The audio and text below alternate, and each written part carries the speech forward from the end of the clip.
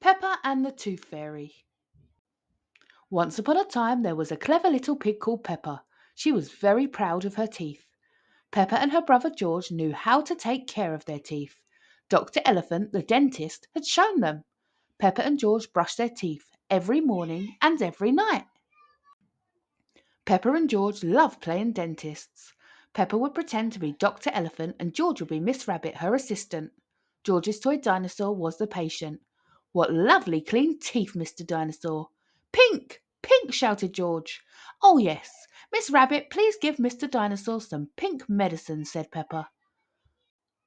One day, after playing their dentist game, Peppa and George were eating their tea. Suddenly, something fell onto Peppa's plate. Clatter, clatter. It made Peppa jump. "What's that?" she asked. "Ho, ho! It's a tooth," laughed Daddy Pig. "But where's it from?" asked Peppa.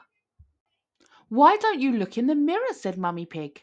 Peppa looked. She had a big gap in her teeth. "Oh no!" she cried. "Do we need to go and see Dr. Elephant?" Peppa was very worried. "Ho, ho, ho! No," said Mummy Pig. "It's just a milk tooth. It's meant to fall out." "A milk tooth? What's that?" asked Peppa. "A milk tooth is a baby tooth," explained Mummy Pig. "Oh," said Peppa. "Will I grow a new one then?" Mummy Pig nodded. "What shall I do with this milk tooth?" asked Peppa. "If you leave it under your pillow tonight, the Tooth Fairy will come. She will take your tooth and leave you a shiny new coin in return," said Mummy Pig. That evening, when Peppa watched television with her family, she kept thinking about the Tooth Fairy. "When I grow up, I want to be a Tooth Fairy," said Peppa. Daddy Pig chuckled. "What about you, George?" asked Daddy. George pointed at his dinosaur. "Dinosaur," he growled. "Hee hee hee."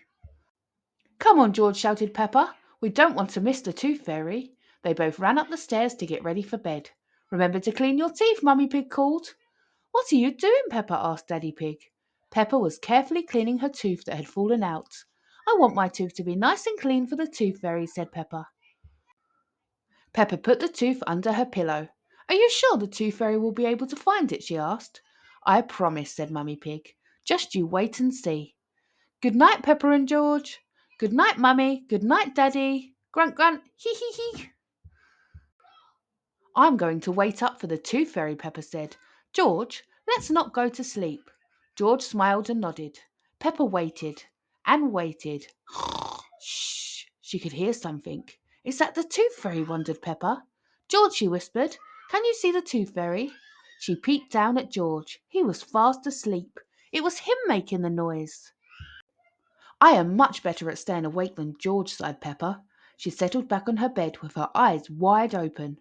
After a while they started to close. Quickly she opened them again. "I am going to stay awake and see the Tooth Fairy," said Peppa firmly to herself. Shh! But soon Peppa was fast asleep. Tinkle, tinkle! What was that? It was the Tooth Fairy. "Hello, Peppa," she whispered. "Would you like a coin in exchange for your tooth?" She pushed the coin under Peppa's pillow and pulled out her tooth. "What a lovely clean tooth," she said. "Thank you very much." Flutter, flutter, flutter.